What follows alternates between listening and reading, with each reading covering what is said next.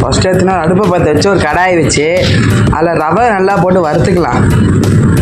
வெள்ளை ரவையை போட்டு ஒரு வடைச்சட்டி வச்சு அந்த வடைச்சட்டி எதுவுமே போடாமல் வெறும் ரவையை நல்லா வறுத்து எடுத்துக்கலாம். லோ ஃப்ளேம்லேயே வச்சு வருங்க, ஏன்னா ஹை ஃப்ளேமில் வச்சிங்கன்னா அது கருகி போயிடும் ரவை, அது நம்ம கரெக்டாக வராது. அதனால் லோ ஃப்ளேம்லேயே வச்சு ரவையை கொட்டி நல்லா வறுத்து எடுத்துக்கோங்க ஃபஸ்ட்டு. பார்த்தீங்களா, இந்த அளவுக்கு வந்துட்டு வாங்குவோம். இந்த அளவுக்கு வந்து லைட்டாக ஹை ஃப்ளேமில் வச்சுக்கோங்க.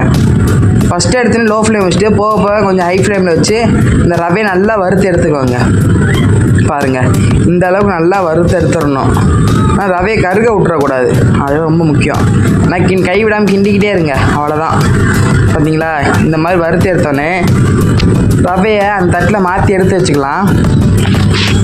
நல்லா இந்த அளவுக்கு வறுத்துடணும். வறுத்துட்டு அது தனியாக எடுத்து வச்சிடலாம். நம்ம ரவை கொட்டினோம் பார்த்தீங்களா, அந்த தட்டிலே ரவையை எடுத்து வச்சுக்கலாம். எடுத்து வச்சாச்சு. அதே வறுச்சட்டி மறுபடியும் வச்சு தண்ணி ஊற்றிக்கலாம். அந்த ரவை முழுங்குற அளவு தண்ணி ஊற்றிக்கலாம். பார்த்தீங்களா, இப்போ தண்ணி ஊற்றிக்கலாம். ஏன்னா இப்போ நம்ம சக்கரை பாவு காய்ச்சி தான் அதுக்கப்புறம் அந்த ரவையை போடுவோம்.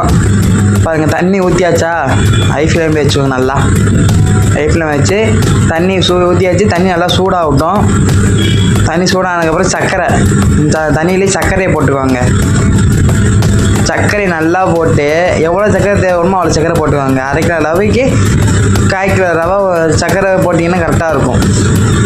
பார்த்தீங்களா, இப்போ கொஞ்சமாக செய்யணுனாங்க நான் வந்து ஒரு 100 கிராம் தான் போட்டிருப்போம். ஏன்னா அந்த இது தெரியாது எங்களுக்கு, இவ்வளோ ரகைக்கு இவ்வளோ சர்க்கரை போடணும் எங்களுக்கு அளவு தெரியும். அதனால் போட்டாச்சு.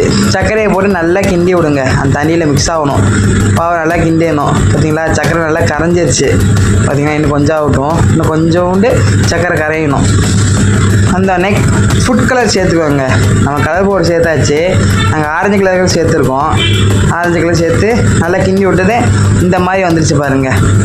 சக்கரை நல்லா கரைஞ்சி சூடு தண்ணி கொதிக்க மாதிரி பார்த்தீங்கன்னா சைடில் முட்லியே வருது. பார்த்தீங்களா, இந்த ஸ்டேஜில் வந்து நம்ம ரவையை சேர்த்துக்கலாம். வறுத்து வச்சோம் பார்த்தீங்களா, அந்த ரவையை சேர்த்துக்கோங்க. அந்த ரவையை நல்லா சேர்த்து நல்லா மிக்ஸ் பண்ணி விட்ருங்க அந்த தண்ணி கூட.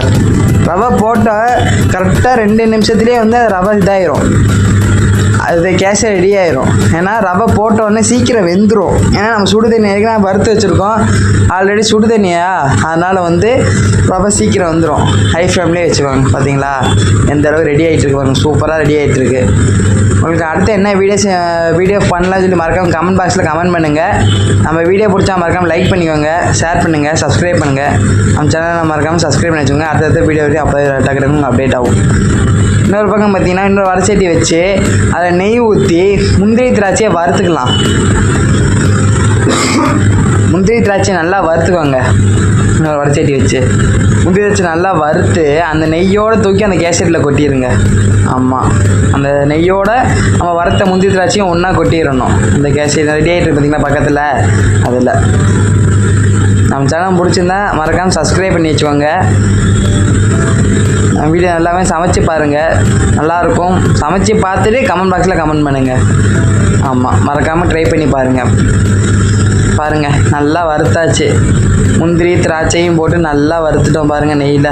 எந்த அளவுக்கு வறுந்துச்சு பாருங்களா. இந்த இதில் அடுப்பை ஆஃப் பண்ணிவிட்டு இதை தூக்கி அப்படியே அந்த பக்கம் நம்ம கேசரி ரெடி ஆகிட்டு இருக்கு பார்த்தீங்களா, அதில் கொட்டிடுங்க.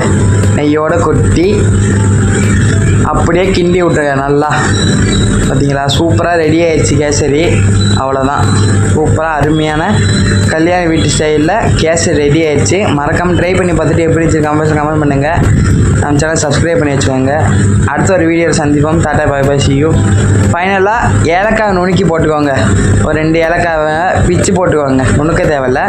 அந்த ஏலக்காய் பிச்சு போட்டு அடுப்பு ஆஃப் பண்ணிடுங்க. சூப்பராக கேசரி ரெடி ஆகிடுச்சு பாருங்கள். அடுத்த ஒரு வீடியோ நான் மீண்டும் உங்களுக்கு சந்திக்கிறேன். டாடா பை பை, see you. மறக்காமல் ட்ரை பண்ணி பார்த்துட்டு கமெண்ட் பாக்ஸில் கமெண்ட் பண்ணுங்கள்.